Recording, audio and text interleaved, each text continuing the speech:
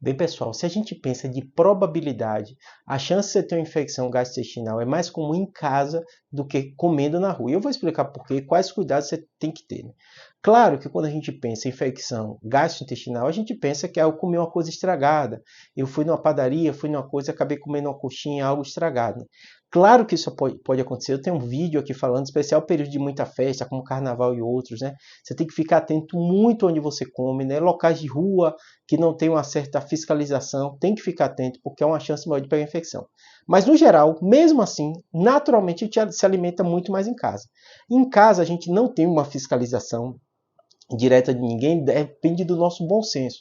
E a gente sabe que o bom senso de cada um é muito diferente. Quando a gente fala de alimentação, você tem que ficar muito cuidado com o armazenamento dos alimentos, o tempo que você deixa o alimento e conferir a validade. O que acontece? Por mais que um restaurante, uma lanchonete, ela corra esse risco, né, ela teoricamente ela pode passar por fiscalização. E normalmente várias pessoas estão ali para lidar com o alimento. Então há um certo controle disso. Em casa não.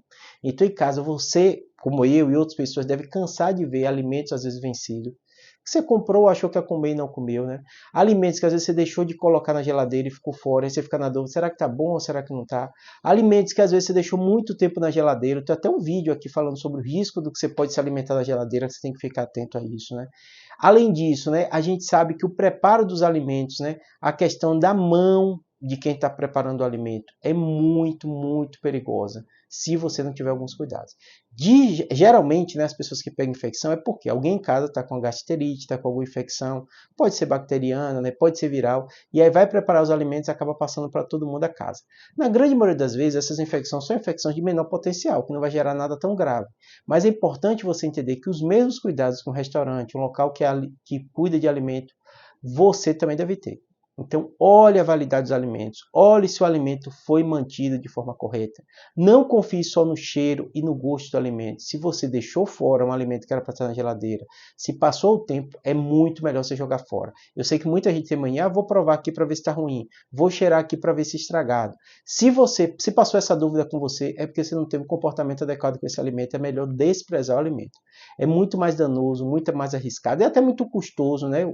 Você comer um alimento e ele está estragado e piorar e ter problemas gastrointestinal, piorar o seu hábito intestinal, né? Prejuízo disso é grande, às vezes você vai ter que ir no médico, às vezes você vai ter que tomar remédio, do que você desprezar esse alimento. Então não pode ter dúvida na conservação de alimento.